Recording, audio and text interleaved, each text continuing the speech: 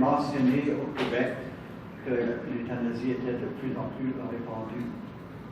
Il y a eu dimanche soir, c'était une répétition du programme FIP qui était complètement sur la question de l'aide médicale à mourir. Et puis, il montrait que c'est répandu à travers tout le Canada. Ils ont parlé de 63 cas en 2017, si ma mémoire est bonne, au-dessus de presque 2500 cas à l'heure qui demandent l'aide médicale à mourir. Alors, ça, est-ce que c'est simplement le Canada qui dit ça? Parce qu'on dit que le Canada est devenu le pays avec moins de restrictions face à l'aide médicale à mourir, ou est-ce que dans votre expérience aussi dans d'autres pays? Oui, c'est l'expérience en Belgique, en Hollande, et maintenant la France est en discussion pour savoir si s'il va y avoir une loi permettant l'euthanasie. Je sais que j'ai un article, est-ce que la France a besoin de cette loi? Je trouve que l'auteur apporte de très bons arguments. Et vous voyez, la Belgique, je disais aussi un autre article, la question de l'élargissement n'est pas uniquement ici au Canada. C'est arrivé aussi en Belgique, en Hollande, puis vous savez qu'aux États-Unis, ce sont les États. Il y a l'Oregon qui fait figure avec l'aide au suicide, avec un fameux médecin qu'on appelait Dr. Death, Kevorkian. Alors, et donc, la question de l'euthanasie est en train de gagner d'autres pays. Et par contre, il y a des pays qui nous font la leçon. Ils sont en train de, tu sais, en Afrique, en Australie aussi, c'est sûr, c'est un pays considéré comme occidental, mais l'Afrique et certains pays d'Asie disent non, l'Inde aussi, alors où il y a une population énorme. Alors, ce n'est pas, je pense que c'est parce que l'autre est mieux. OK. Là, OK, ça va mieux. Il faut que je me recule un peu. Il faut qu'il grandisse pour que je diminue. Il faut que je diminue pour qu'il grandisse. Je fais pas les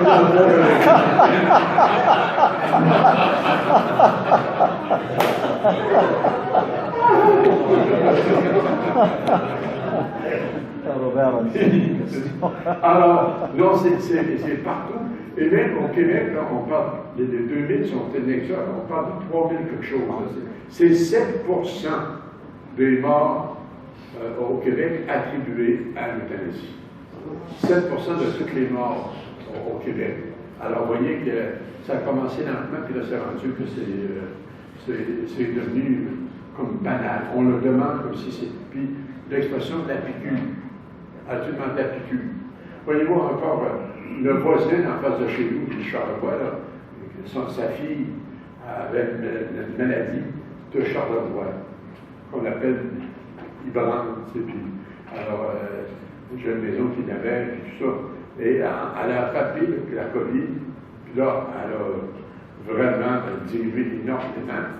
Ça fait que là, mon neveu qui habite en face, maintenant, qui est à la maison familiale, m'appelle et dit, pourrais-tu venir accompagner, à partir de Valleyville, aller dans Charlevoix, c'est presque 5 heures de route. Là. Je dis, non, je ne peux pas. De toute façon, je ne suis pas d'accord avec son aide, mais je vais prier pour elle. Mais voyez-vous, là, on pense que c'est uniquement dans les grandes villes, mais c'est rendu partout. C'est dans les petites villes. Les gens, là, c'est de l'actualité, puis c'est une possibilité. Alors, quand c'est impossible, c'est pas obligatoire. Alors, c'est pour ça qu'il faut démontrer que oui, c'est une possibilité légale, mais c'est pas moral et il faut on peut ne pas y recourir, il y a d'autres moyens. Mais le problème, c'est que on ne parle pas. Hein. Souvent, le personnel soignant, certains, vont proposer l'aide médicale sans parler des soins palliatifs. Hein, je savais un témoignage tantôt là, où le médecin disait à la personne, avez-vous pensé à l'aide médicale? Alors le pasteur, mon pasteur, a dit, et toi, qu'est-ce que tu en penses? Est-ce qu'il t'a parlé des soins palliatifs? Non. Il dit, les soins palliatifs vont te permettre de finir tes jours accompagnés dans la compassion, dans la tendresse. Finalement, il a choisi les soins palliatifs, puis il va peu finir après. Puis, alors, voyez, il y a, je dirais, une mauvaise volonté. Et de plus en plus, il ne faut pas se le cacher, il y a un aspect économique au niveau de l'euthanasie. C'est-à-dire que proposer l'aide médicale coûte beaucoup moins cher. Et là, c'est rendu que les maisons de soins palliatifs, les maisons funéraires vont l'offrir. Hein, ça a commencé aux États-Unis, là, c'est rendu à Montréal. La maison funéraire offre une salle, là, tu es euthanasié, ensuite tu passes, tu es exposé, ensuite tu es enterré. Hein? Puis entre ça, ben, il y a la réception, parce que tout se fait à même place. Hein? Tout. Et là, le problème de l'élargissement au Québec pose tout le problème des lieux où vont s'accomplir l'euthanasie. C'est rendu que des campings, quelqu'un dit, moi, je voudrais m'ouvrir dans le camping où je vais passer tous mes étés. Bon, ben, qui va aller faire l'euthanasie au camping? Hein? Alors, vous voyez, il y a c'est incroyable comment on est en train de faciliter. On élargit l'accès, on facilite.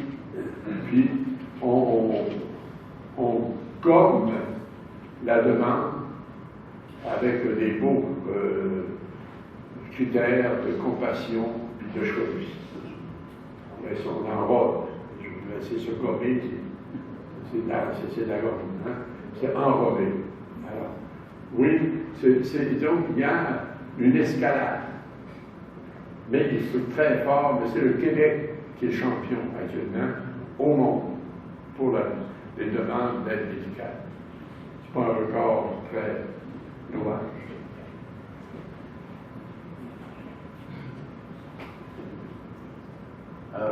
Ma première question, c'était la question économique. C'était la question d'économie pour un gouvernement. Ah oui. C'était ça ma question. Mais l'autre question ou le commentaire, c'est, moi j'ai l'impression que quand on arrive pour accomplir un acte pastoral ou une approche pastorale, c'est comme si on arrive souvent devant les fers contre. Il n'y a plus grand-chose à...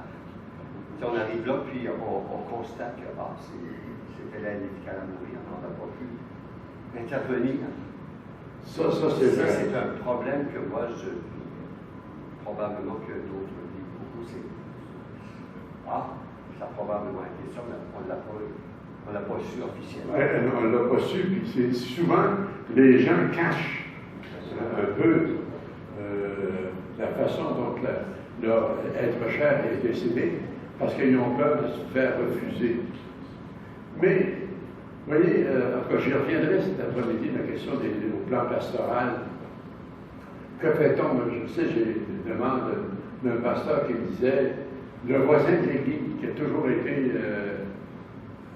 actif et tout ça, là, il demande l'euthanasie, et il veut que j'aille donner le sacrement, les sacrements à ma vie.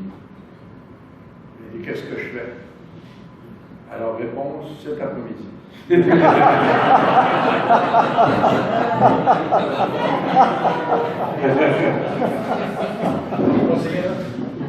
C'est pas une question.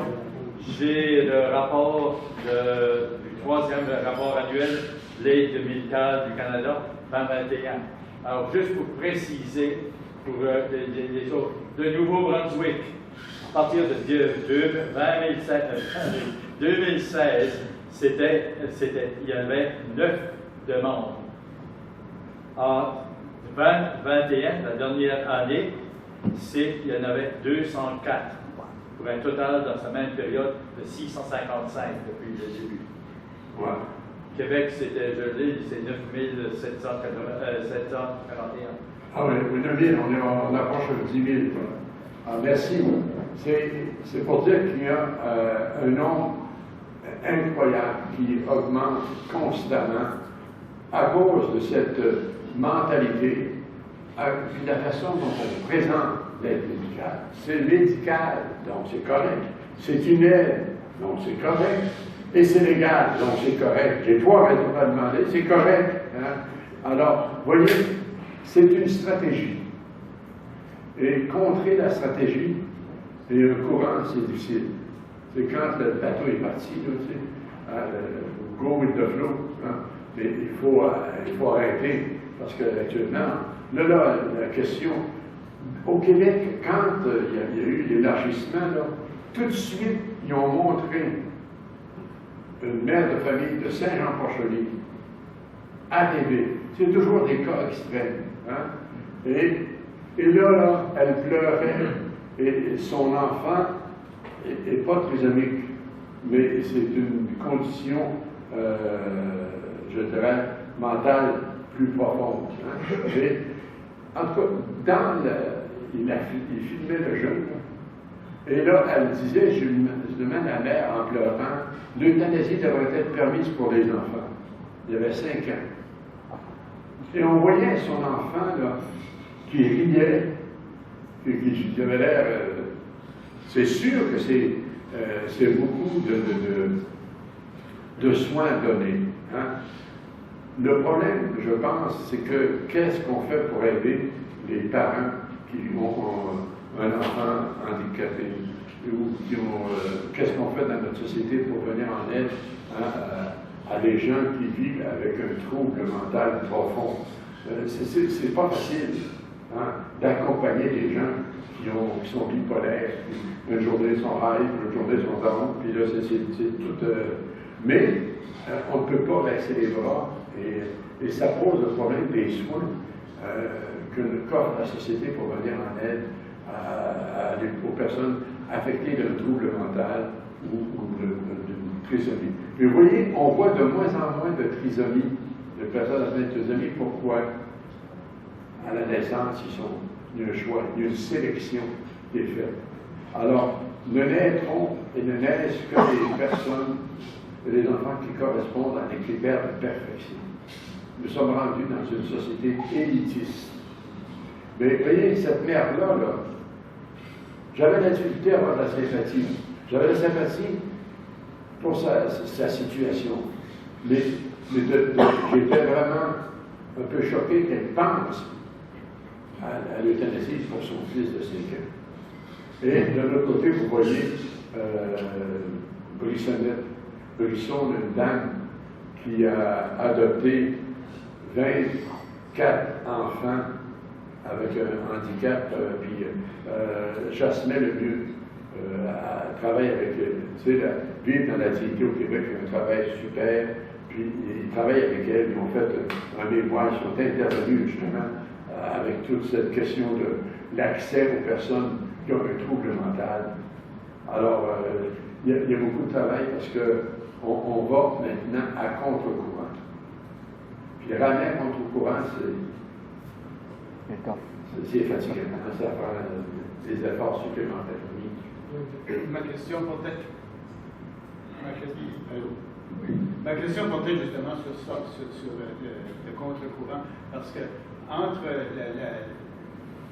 l'intention de soulager la souffrance qui se fait surpasser par les expédients administratifs, puis le manque de consultation ou la consultation incomplète envers le patient qui demande l'aide médicale à mourir, on est prêt à lui offrir ça tout de suite sans lui offrir une consultation avec une aide spirituelle ou une aide psychologique.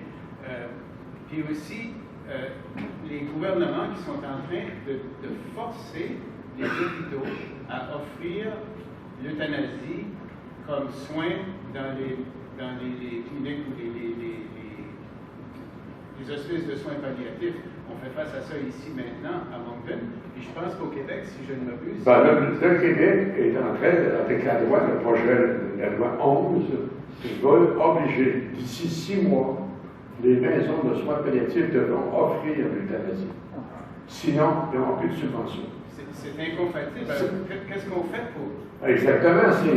Puis, les maisons de soins palliatifs, je sais, dans le monde diocèse, il y a une superbe belle maison de soins palliatifs qui n'offre pas encore l'aide médicale.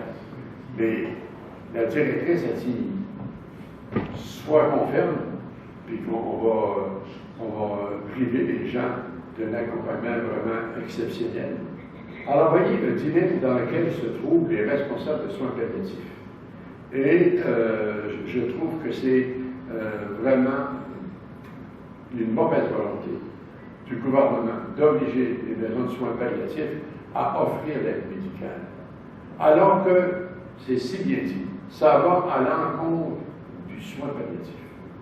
Le soin palliatif est là pour offrir, avec un traitement raffiné de la douleur, des services qui répondent aux besoins physiologiques, psychologiques, sociaux, affectifs, économiques et spirituels et religieux de la personne. Cette dimension, comment dirais, globale n'est pas compris. N'est pas compris dans l'aide médicale. On évacue et on coupe. Hein? On considère uniquement un aspect, c'est la dimension surtout physiologique, hein, de la souffrance, oubliant les autres dimensions que toute relation de soins doit prendre en compte et en considération. Là, actuellement, on se limite uniquement à un aspect du soin, mais ce n'est pas un soin. Alors, je trouve que... Et regardez quand j'ai un ami de mon vicaire général était en Floride, Théophile, au 20 ans, et sa mère lui dit qu'elle est allée à l'hôpital pour se faire soigner pour une grippe. Elle a 96 ans, mais elle est encore autonome, elle a son appartement, elle est capable de tout. Et là, on lui a offert, on lui a dit, madame, à 96 ans, vous n'avez pas pensé de demander l'aide médicale en vie. Madame, bien sûr, était insultée. Elle dit, comme ça, elle dit, moi, je suis devenu un déchet. Alors, j'ai plus place à la vie en société. Vous m'offrez quoi? Le pape François, quand il parle d'une société déchet, hein, c'est vrai. Actuellement, là, les personnes âgées risquent d'être considérées comme un peu un fardeau, un peu de trop. Alors, et là, André, mon vicaire général, il a dit à son ami, sa mère lui a dit, et porter une plainte. Il faut réagir. Face à des comportements de la sorte, il faut réagir. Il ne faut pas laisser passer. Il faut faire prendre conscience au personnel soignant, entre autres, qu'ils n'ont pas aucun droit d'offrir et de faire des pressions sur les personnes. Je vais en parler avec les soins palliatifs, comment actuellement les soins palliatifs sont menacés à cause de toutes ces pressions, à cause des manques de fonds qui ne sont pas faits si les maisons n'offrent pas l'euthanasie. Alors, il y a je dirais, c'est urgent, et puis il faut agir. Il ne faut pas baisser les bras. Et même si, voyez-vous, le projet de loi 11 a été voté au Québec, sur 105 députés, comment pensez-vous qu'il y en a qui ont voté contre? Parce que c'est un projet qui fait l'élargissement pour qui oblige les maisons de soins palliatifs, qui maintenant va permettre d'ici le 4 mois pour le trouble mental, et qui va aussi obliger, ne tiendra pas compte de la liberté de conscience, des lieux de refus. Alors, comment vous pensez que... ah oui, puis il y avait la question des directives données à l'avance. Bon. Combien de députés ont voté contre sur 105? 2. 103. En tout cas, dimanche, pas dimanche, samedi, c'est la fête à Saint-Jean. Je connais bien le député de la CAQ. La CAQ, c'est le pouvoir. Là, je vais voir Claude, j'ai dit, Claude, comment ça se fait que tu as voté pour une loi qui élargit encore l'accès à l'euthanasie? Ah ben, vous savez, on était dehors, puis on attendait la levée du drapeau pour la Saint-Jean, comme ça c'était la messe. Il n'est pas bien en messe, mais il lui fait son discours. Puis jamais il a dit le mot religion.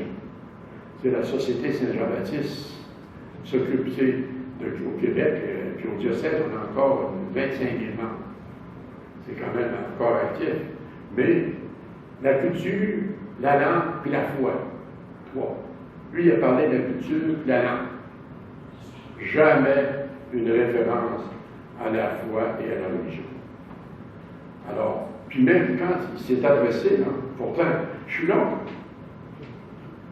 Chers amis, dignitaires, on est dans la cathédrale.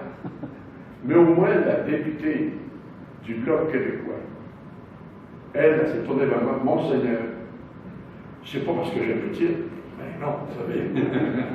Mais c'est parce que c'était une reconnaissance. Et elle, on a une bonne relation aussi, mais en tout cas, elle est vivante, et elle reconnaît la place de l'Église. Alors, vous voyez qu'est-ce que Legault a eu quand il a osé dire que la religion catholique avait quand même apporté une contribution à l'histoire du Québec, une levée de bouclier, comme si l'Église n'a rien fait au Québec. Mais en tout cas, c'est pour dire que... Mais sûrement que l'Église n'est pas la seule voix qui se porte à la défense des droits des personnes en fin de vie. Il n'y a pas une coalition qui pourrait se former pour faire entendre ces gens-là, ces personnes-là qui sont en fin de vie auprès des gouvernements pour défendre... Oui, c'est une bonne question, parce que vivre dans la dignité est un organisme non religieux. Alors qu'il regroupe aussi des gens de bonne volonté, qui ne sont pas nécessairement attachés à l'Église, mais qui veulent justement la promotion des soins palliatifs. Et c'est l'arrêt de cette proposition de l'euthanasie. Alors, mais le problème avec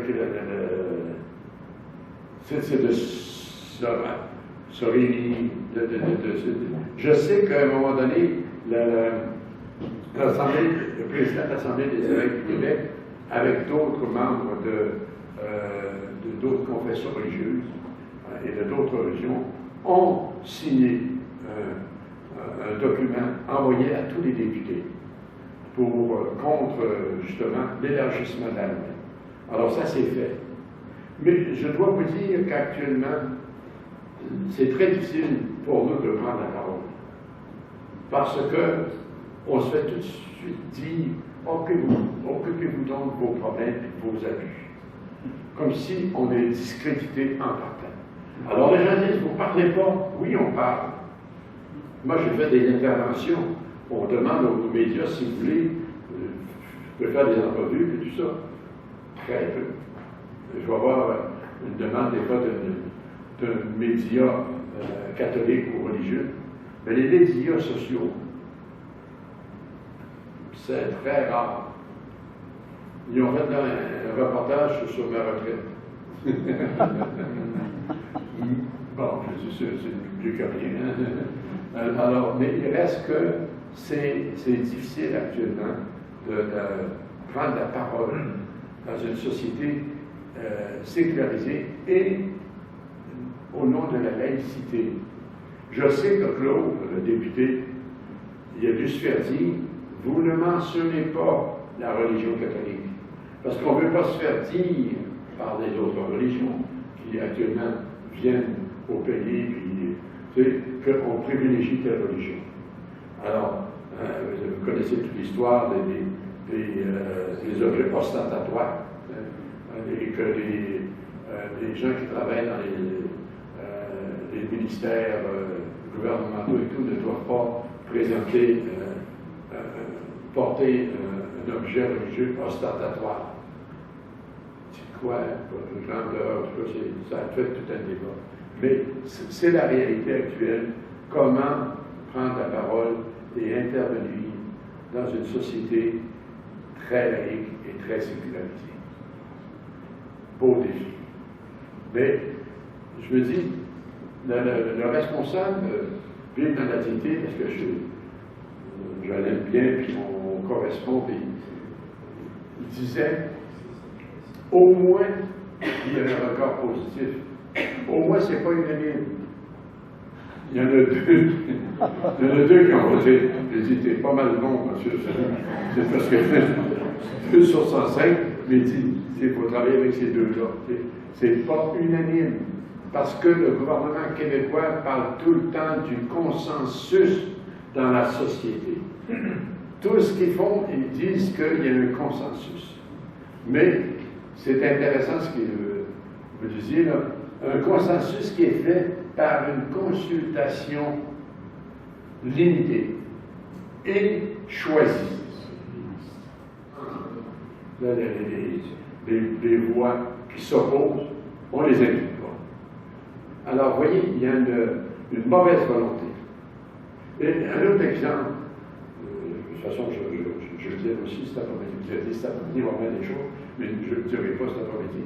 Mais pour vous montrer comment c'est sournois. L'organisme Mourir dans la dignité, hein, au Québec, au Canada, est reconnu par le fédéral comme un organisme de charité, avec la possibilité de donner des reçus de charité. Donc, quand il est temps de faire des levées de fonds, c'est ouvert. Vivre dans la dignité, qui travaille depuis des années à être reconnu, n'est pas reconnu. Pourtant, ce n'est, dans la charte de Vivre dans la dignité, ce n'est pas un organisme religieux. Mais parce que l'organisme s'oppose à l'euthanasie et fait la promotion des soins palliatifs, ils n'ont pas la reconnaissance comme organisme de charité, donc ils se battent comme dans l'eau chaude, comme un chat dans l'eau chaude, ou whatever, mais pour se maintenir, c'est pour aller chercher des fonds chez des bonnes personnes, des gens qui croient en leur œuvre. Fait que vous voyez, c'est vraiment mauvaise volonté. Il y a des tactiques, il y a des stratégies. Mais je trouve, en tout cas, je trouvais, Jasmin, je trouve ça formidable de garder espérance quand tu l'as juste deux. Si je trouve seulement 5 juste à Sodome. Oui, c'est ça. Oui. S'il y en avait 50, s'il y en avait 10, 40, c'est ça, oui. D'autres, on est rendu, hein, au temps de manger, on va se sustenter.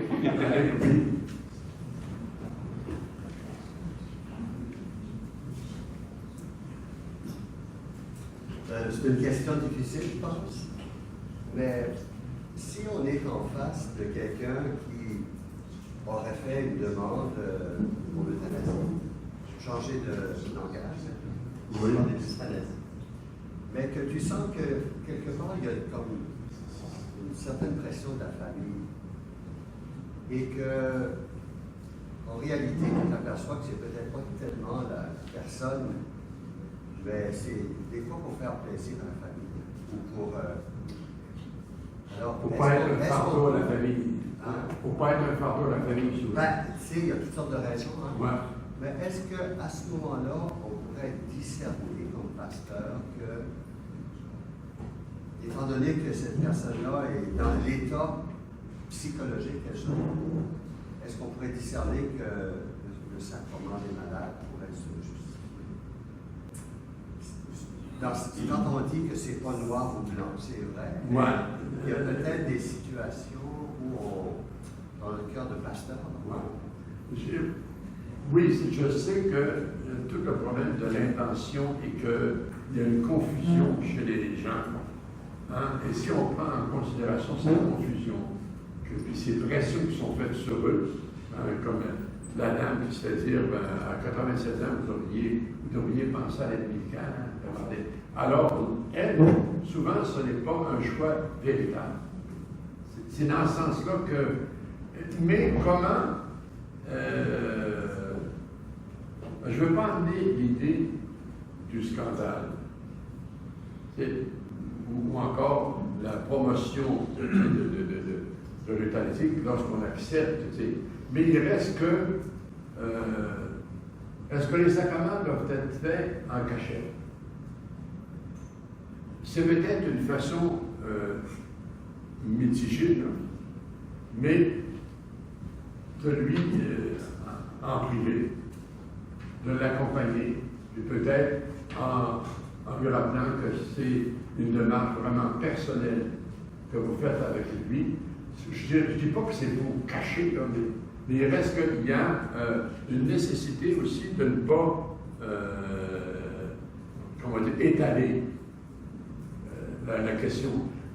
Je sais que c'est très délicat, hein, mais voyez que, noir et blanc, il y a des situations comme ça. Mais Samaritanis nous dit quand il y a une volonté, hein, d'ouverture, est-ce que cela, mais Samaritanis nous dit, s'il ne change pas d'idée, mais là, il ne change pas d'idée parce qu'il est comme sous pression. Alors, là, on peut se demander s'il y a véritablement une intention formelle, hein, de vouloir l'euthanasie. C'est pour ça que là, on pourrait, dans un contexte très particulier, hein, de vivre peut-être une démarche personnelle avec lui, mais sans...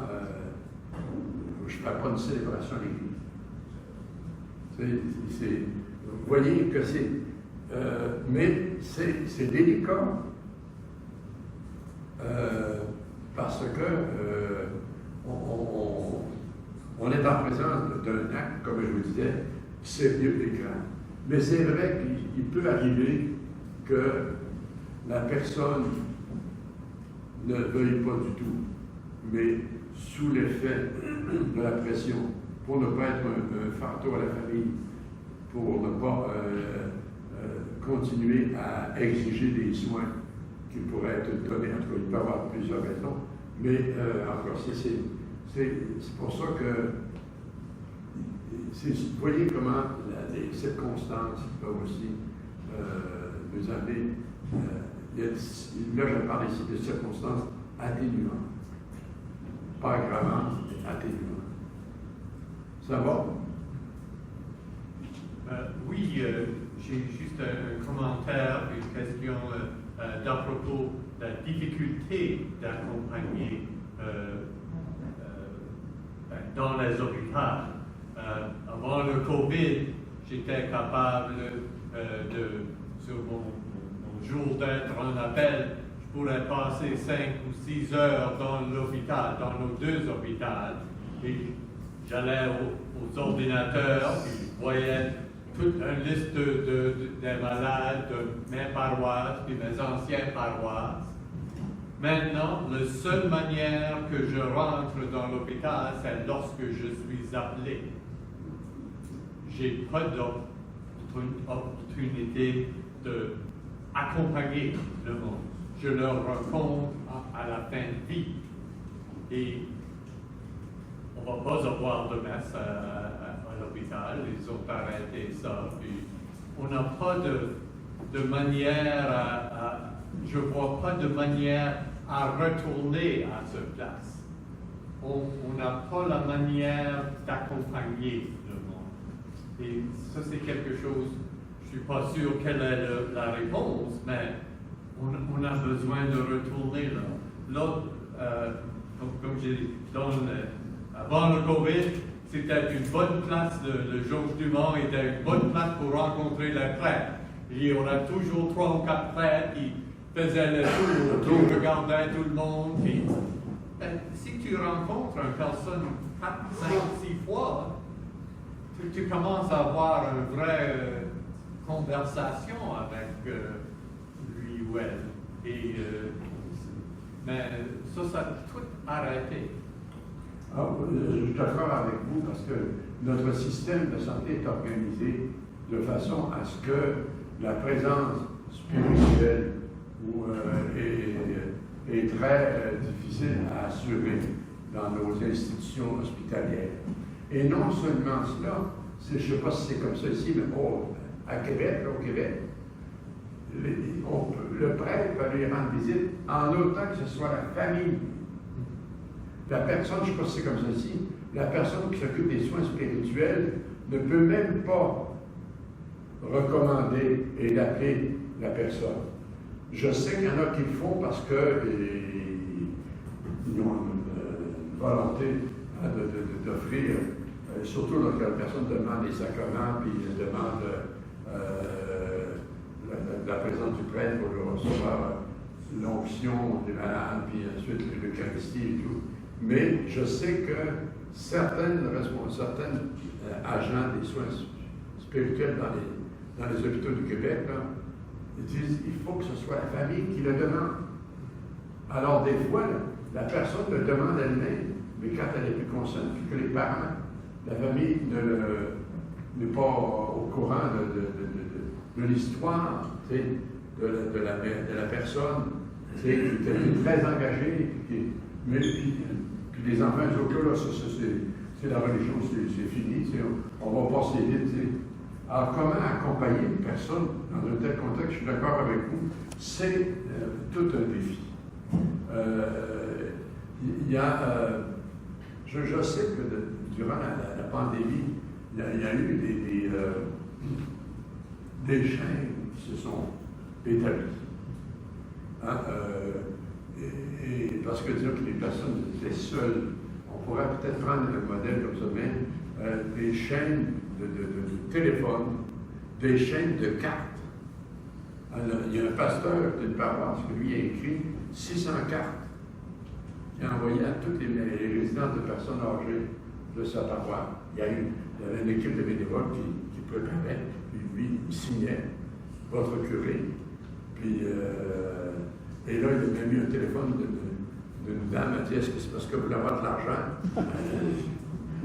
Ou l'argent de ma mère qui est en train de mourir? Mais non, vous savez, l'interprétation non, c'est uniquement parce que je me soucie du bien-être de votre mère, puis que je veux qu'elle sache qu'elle n'est pas toute seule, puis qu'il y a une équipe qui prie pour elle dans la paroisse. Puis, donc, on peut essayer de trouver des moyens pour non pas laisser la personne à elle tout seule, mais de l'accompagner.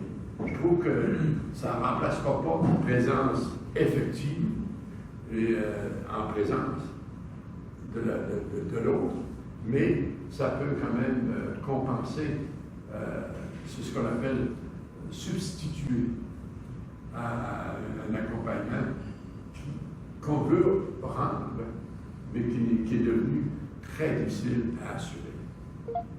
Mais comme on dit, il faut inventer. Merci.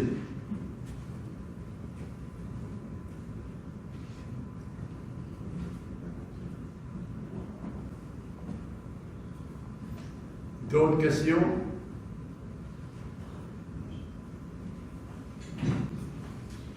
Ça va?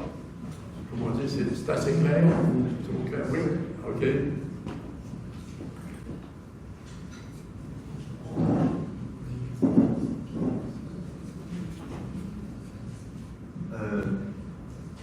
Est-ce que c'est vrai que dans notre système hospitalier, peut-être que certains sauraient pas, est-ce que c'est vrai que quand une décision a été prise là, par quelqu'un pour recevoir l'euthanasie, qu'on n'a absolument pas le droit d'essayer de changer cette personne-là sous, même pour être poursuivi par le système hospitalier, si on ose intervenir dans le sens contraire? Je ne sais pas si... Oui, ça c'est devenu problématique aussi.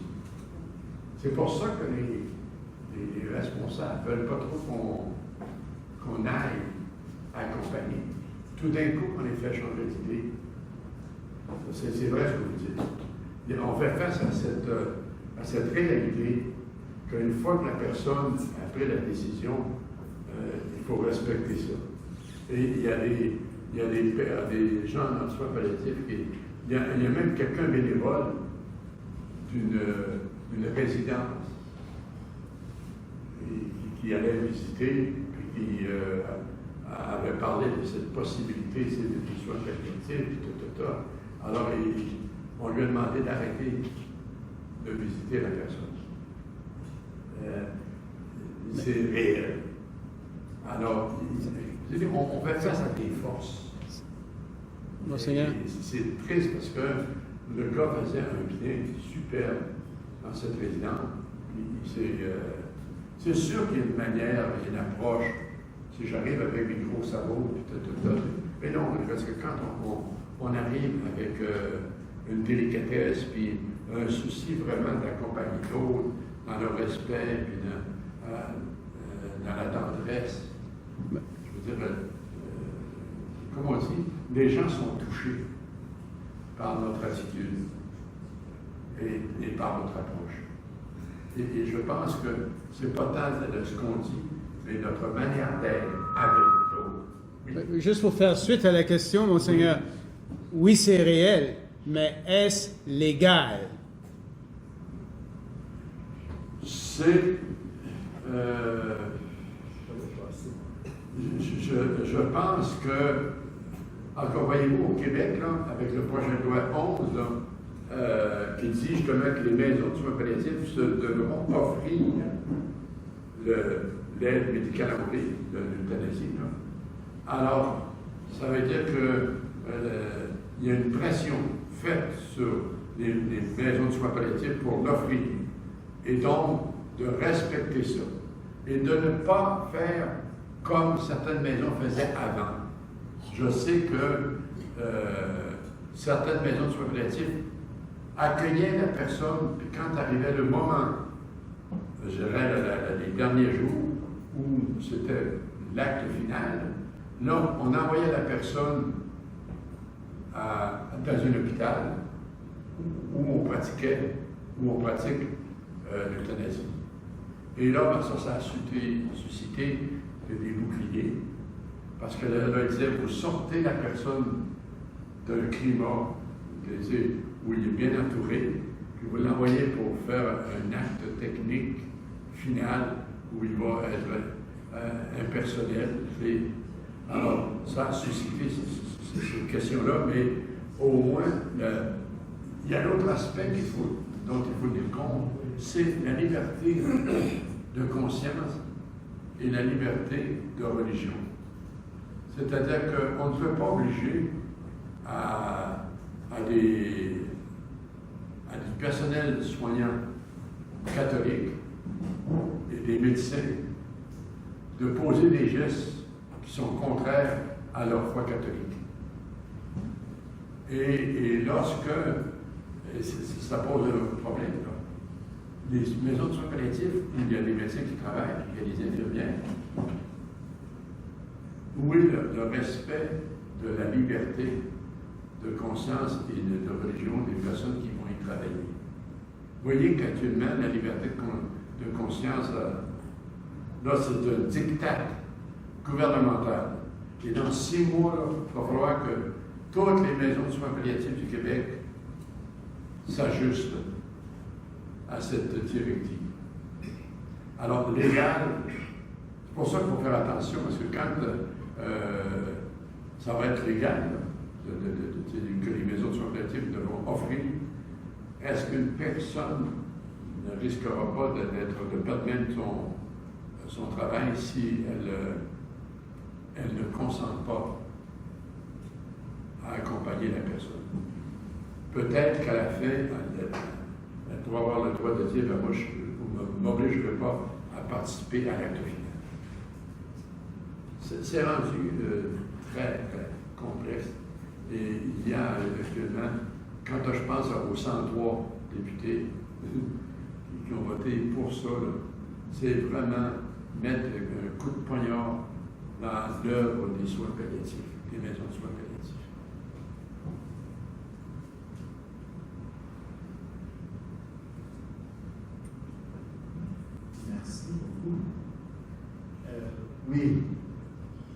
rendu compte, ce n'est pas aujourd'hui seulement, c'est depuis Vatican II que l'Église s'est rendu compte,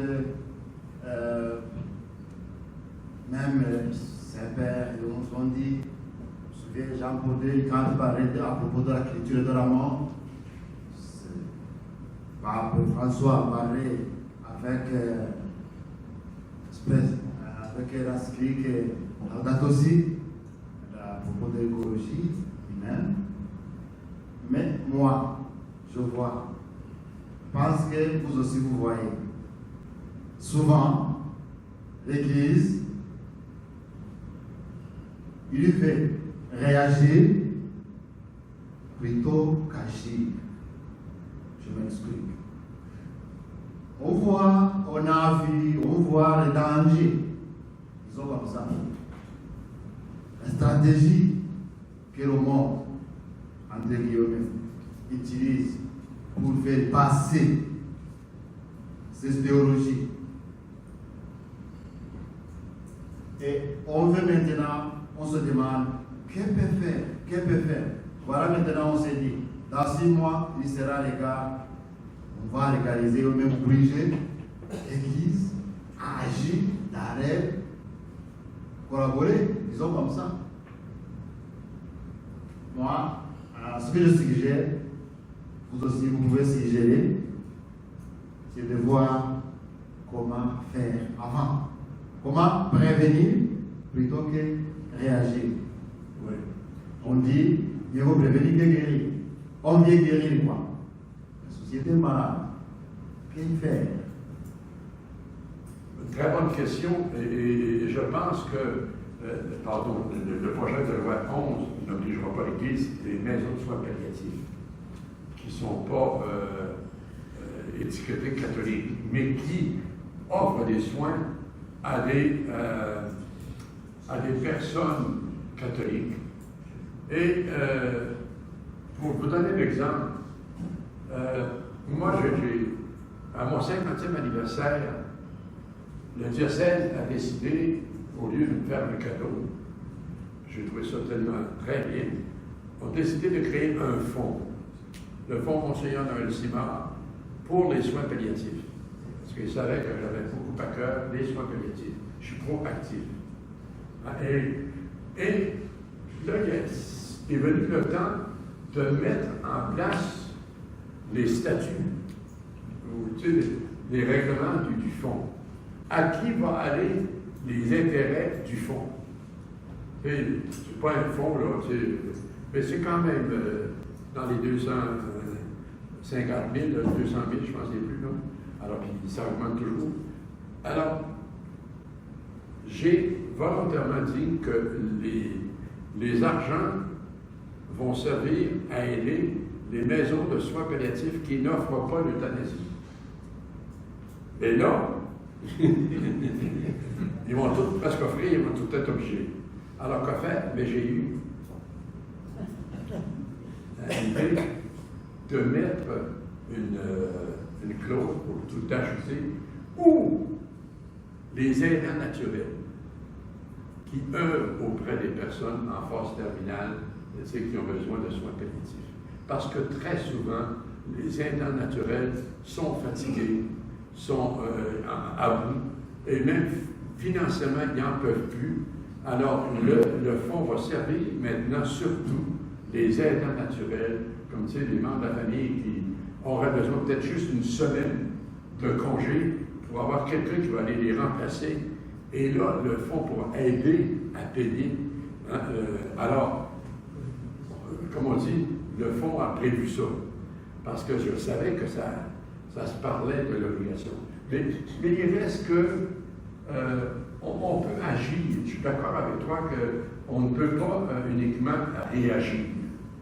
Il faut agir. C'est pour ça que la Conférence des évêques catholiques du Canada on a travaillé pendant 2 ans et demi à mettre sur pied un programme qui s'appelle Horizon d'Espérance pour les paroisses, pour sensibiliser les paroissiens, les fidèles à cette question des soins palliatifs et à l'intérieur, toute la question de l'euthanasie. Avec 4 modules très bien, avec des vidéos, avec des échanges, des possibilités d'échanges et tout. Alors, mais, il ne faut pas se le cacher. On a toute une côte à remonter pour faire la promotion des soins palliatifs. Il y a toute une côte. Mais on ne peut pas baisser les bras. Il faut continuer petit à petit à garder l'espérance, puis à faire la promotion des soins palliatifs, qui est l'alternative à l'euthanasie.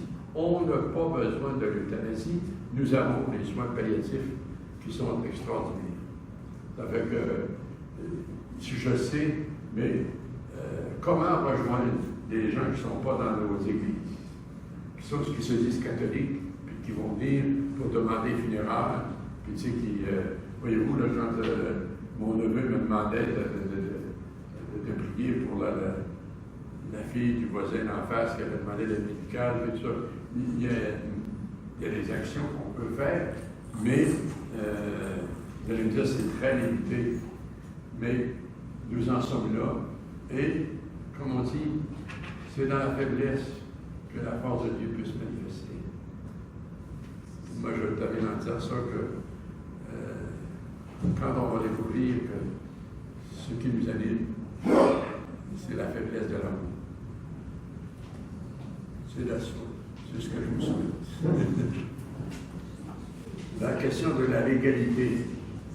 Jusqu'où la loi va nous obliger à ne pas faire des actes qui ne correspondent pas à la promotion de l'aide médicale. On est rendu là. Et la question de tout à l'heure, si je vais rencontrer un malade, c'est intéressant avec comment peut-être Louis disait justement que si la personne demande de voir un prêtre, puis que, à la suite de la rencontre, parce que cette personne veut éclairer sa conscience, et que cette personne avait demandé l'aide médicale, qu'elle change d'idée, alors que tout est décidé. Ben alors, ça peut faire des vagues. Ça va faire des vagues. Mais il reste que là, il faut que l'institution hospitalière respecte le choix de la personne. Même si ça fait des vagues, je pense qu'il va falloir qu'à un moment donné, qu'on arrête, parce que sinon, on va tomber dans une espèce de dictature idéologique, où on impose une façon de faire. Voyez-vous, au Québec, là, on en parlait tout à l'heure, la ministre de la Culture et du Tourisme a annulé le contrat, un contrat de l'allocation d'une salle gouvernementale de 2000 personnes à un groupe pro-vie. Quand elle a su que c'était un groupe pro-vie, ceux qui se réunissaient pour prier, tout ça, annule le contrat. Alors, qu'est-ce que ça veut dire? C'est uniquement les pro-choix qui ont le droit de se manifester. Alors, ça fait du remous, parce qu'en fait, compte, ça soulève tout le problème de la liberté de religion. Alors, je pense que, et je pense qu'au Québec, il y a beaucoup de nos gouvernants qui ont une très mauvaise conception de la laïcité. Une laïcité dure, qui, si c'est pas, s'il y a une allusion à une religion, tout de suite, on dit non. Alors qu'une laïcité doit être ouverte.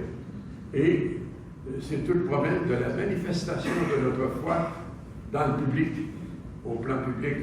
Ça a été soulevé par les croix ostentatoires et les objets religieux ostentatoires pour les officiers civils, mais il reste que, actuellement, ça se manifeste dans d'autres domaines, et je trouve qu'on peut avoir une laïcité ouverte.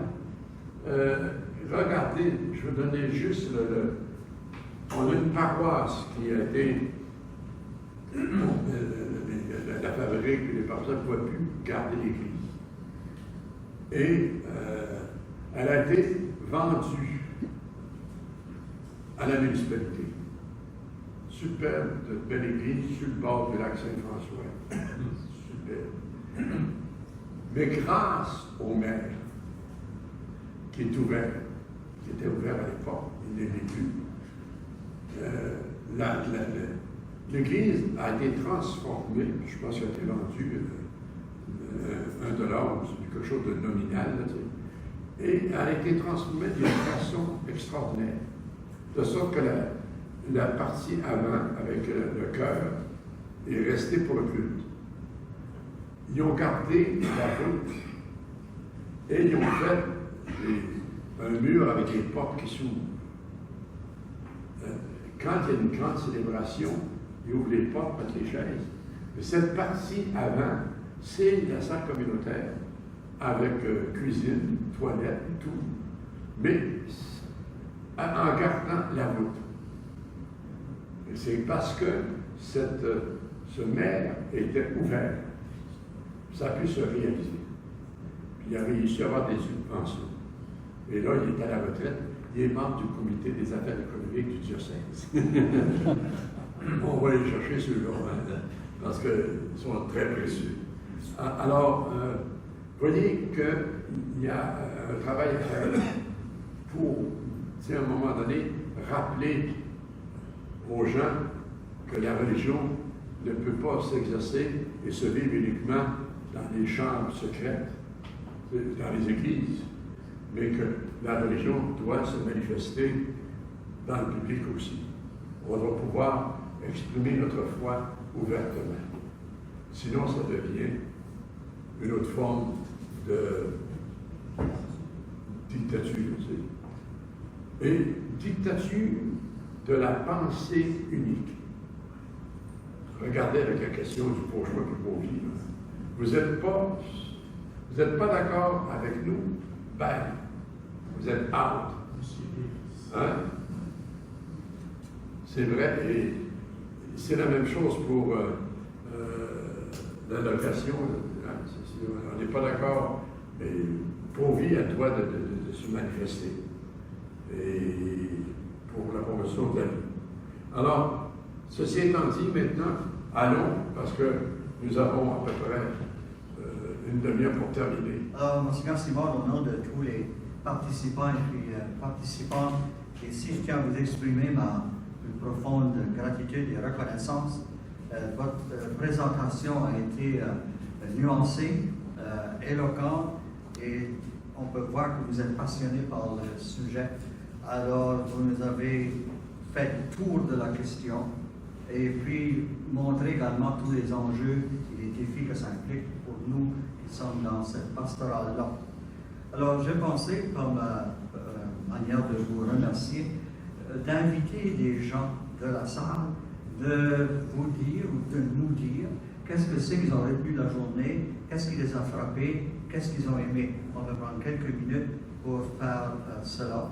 Alors, s'il y a des gens qui voudraient s'exprimer, pas besoin nécessairement de venir au micro, peut-être le faire de votre place en parlant fort, mais c'est intéressant d'entendre les réactions de la salle et sur ce qu'on a vécu aujourd'hui. Maurice? Bon. Alors moi, ce que j'ai retenu, c'est que, vous l'avez mentionné à la toute fin, vous êtes venus, vous n'avez pas tous les éclairages, mais vous êtes venus quand même nous apporter les éclairages. Puis, parce que le travail dans le ministère qu'on est appelé à faire, puis vous avez même dit à un moment donné qu'on était des ministres de guérison. Donc, on est un petit peu dans chacune de nous, parce qu'on fait différents travails au sein de l'Église, auprès des personnes malades, des personnes en fin de vie. Alors, on est de ces agents de guérison. Donc, ça, j'ai trouvé ça intéressant, j'ai trouvé ça important. Également, j'ai beaucoup aimé la question sur la terminologie. C'est que vous avez commencé par dire que oui, pour établir la loi, tout ça, bon, ils ont joué sur la terminologie. Oui. Mais à notre tour, je pense qu'on a aussi, pas nécessairement à jouer sur la terminologie, mais à bien utiliser la terminologie. Puis vous l'avez fait encore une fois parce que vous avez parlé aujourd'hui assez souvent d'euthanasie au lieu d'aide médicale à mourir. Alors c'est une petite graine qui a été semée, pas juste en moi, mais je pense dans toutes les personnes qui sont ici. Une autre affaire, vous avez mentionné à plusieurs reprises, je ne sais pas si vous vous en rappelez, mais vous nous avez invités à plusieurs reprises dans la journée à ne pas baisser les bras. Et j'aime cette image-là parce que quand on baisse les bras, c'est pas mal difficile d'apporter quelque chose, de porter quelque chose. Alors quand on garde les bras levés, on est capable de porter. Puis, de manière imagée, bien sûr, on est invité à être de ces porteurs, de ces porteuses d'espérance, et surtout de faire en sorte de porter, je dirais, c'est plus qu'un projet, hein, un projet de vie, d'accompagner les gens en fin de vie. Parce qu'on est invité à porter ce projet-là, un projet de vie, finalement, c'est ce que c'est. Alors, moi, c'est un petit peu ce que j'ai retenu, et je voulais vous dire merci pour ça. Merci.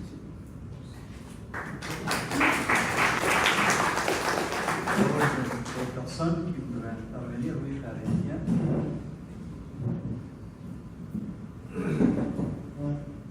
Ma gratitude, Monseigneur, parce que vous avez abordé un thème qui est difficile et complexe, avec beaucoup de simplicité du mot. Cela nous a apporté vraiment beaucoup de repères par rapport à la pastorale que nous vivons à tous les jours. Habituellement, on en discute entre nous quand on est face à certaines réalités qui sont difficiles, surtout pour nous jeunes frères. Quelquefois, il y a le Père Oué qui est là. On est allé se référer vers lui parce qu'on arrive, on a fini le sacrement, mais on trouve l'infirmier en train de préparer les célèbres. Et le lendemain, on nous demande d'aller célébrer les funérailles, alors qu'on se rend compte qu'en 3 jours, il y a eu rapidement des choses qui se sont passées. Mais avec beaucoup d'humour, vous avez touché cela, vraiment beaucoup de gratitude pour votre travail. Et comme mon Seigneur a dit, je crois que vieillissant, il fructifie vraiment encore. Il y a beaucoup de matière encore à vous. Merci beaucoup. Merci. Merci beaucoup.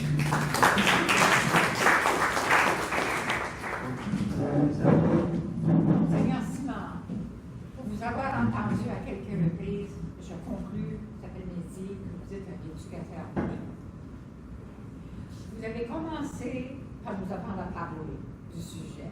Parce que moi, quand je suis arrivée ici ce matin, il y a des mots que vous nous avez expliqués que j'avais comme mal compris. Alors là, je vous remercie. Puis je reconnais à quel point les gouvernements sont sournois de nous apprendre à parler. Merci pour ça. Vous m'avez aussi fait découvrir, Monseigneur Valérie m'accusera là, il me dit là que je suis une personne de mots, M-O-T-S, j'aime les mots, M-O-T-S, pas M-A-U-X, M-O-T-S, je les adore. Alors, autonomie. Quelle belle définition. Je suis autonome en me préoccupant des autres. Monseigneur Simard, merci énormément. C'est un tour de force que vous avez fait aujourd'hui de nous présenter tant de matière dans si peu de temps. Merci.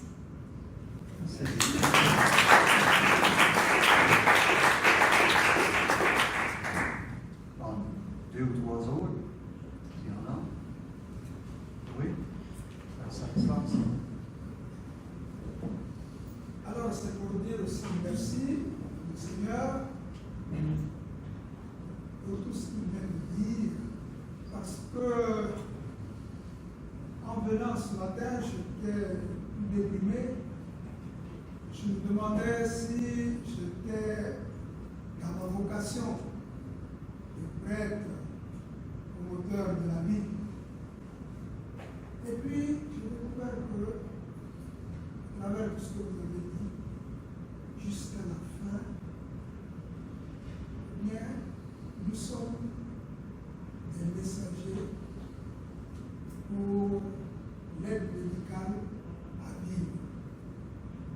Ça me fait une pause. Merci.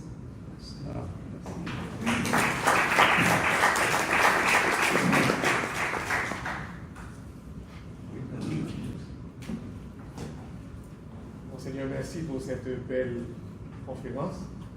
Mais je retiens quelque chose de très essentiel, à savoir, face à une situation, on peut ne pas avoir une parole explicative, mais une parole de sens et de signification. Et je me suis dit, voilà, aujourd'hui, on est tous conscients de cette réalité, de la réalité quand il est toujours un peu trop tard, quand et puis on nous freine un petit peu par-ci, par-là, on n'arrive pas vraiment à accompagner les gens en fin de vie, vu que la situation... Mais je pense que ce serait intéressant, en fait, de travailler en amont, de ne pas attendre quand les personnes sont en fin de vie, mais de les accompagner avant qu'ils sont en fin de vie et de les rendre conscientes de cette problématique-là. Et voilà, quand ils sont en fin de vie, même quand on ne sera plus capable de les rejoindre sur les lits d'hôpitaux, mais ils peuvent partir en paix avec quelque chose de grand, de fort. Et merci, Monseigneur. C'est à quoi j'ajoute que dans toute l'action que nous entreprenons pour promouvoir les soins palliatifs, nous disons que les soins palliatifs doivent commencer pas mal avant, pas uniquement à la fin, mais quand quelqu'un reçoit l'annonce d'un diagnostic d'une maladie mortelle, toute maladie n'est pas mortelle, mais elle peut conduire à la mort, de commencer déjà l'accompagnement. Je trouve que c'est bien de dire qu'il faut travailler en amont. Merci. Oui, Louise. Petit merci. Je suis dans le domaine des soins palliatifs au quotidien. On goûte ces défis-là. C'est bon d'y arrêter pour en entendre parler puis sentir cette force-là ensemble. Justement, j'ai ajouté que l'approche palliative commence au début quand on sait qu'il y a un diagnostic sérieux pour que quand on arrive aux soins palliatifs de fin de vie, il y a tout un chemin de fait. C'est un grand défi. Les chambres sont coupées dans les hôpitaux pour les soins palliatifs, mais quel bonheur de travailler avec les personnes qui veulent avancer et qui veulent rajouter de la qualité dans ces moments-là. Donc, merci pour tous vos éclairages aujourd'hui et pour l'énergie qu'il y a ici pour donner une juste place aux personnes qui ont besoin de l'approche palliative. Merci.